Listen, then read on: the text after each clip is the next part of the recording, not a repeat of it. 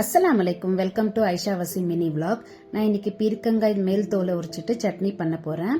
இது நல்ல ஒரு ஸ்கின்னுக்கு ஹேருக்கு க்ளோ கொடுத்துட்டு வெயிட் லாஸ் ஆகிறதுக்காக நல்ல ஒரு ஹெல்தியான ரெசிபி. இது vitamin A and C fibre ரிச்சான ஃபுட்டு. வாங்க ரெசிபி பார்க்கலாம். பீர்க்கங்காய் தோலை உரிச்சிட்டு நல்லா தண்ணியில வாஷ் பண்ணி இந்த மாதிரி ஸ்மால் பீஸா கட் பண்ணிக்கோங்க.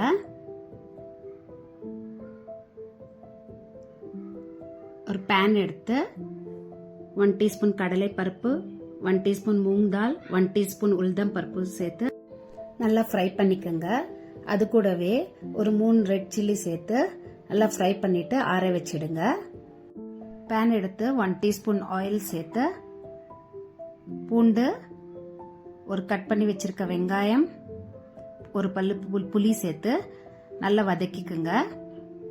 நம்ம கட் பண்ணி வச்சிருக்க பீர்க்கங்காய் தோலை எடுத்துட்டு அது கூடவே சேர்த்து புதினா கொத்தமல்லி சேர்த்து நல்லா வதக்கிக்குங்க. நம்ம ஆற வச்சிருக்க பருப்பை எடுத்து ஜார்ல நல்லா ஃபைன் பேஸ்டா அரைச்சிக்குங்க. இது கூடவே நம்ம ஆற வச்சிருக்க பீர்க்கங்காய் தோலை எடுத்து கொஞ்சம் தண்ணி சேர்த்து அரைச்சிக்குங்க.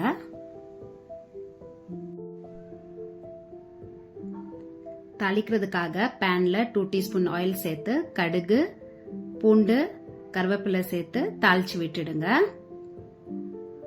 உங்களுக்கு இந்த மாதிரி சூப்பரான டேஸ்டியான ஹெல்தியான பீர்க்கங்காய் சட்னி ரெடி ஆயிடும். இது சாப்பிட்றதுக்கு ரொம்ப டேஸ்டியா இருக்கும்.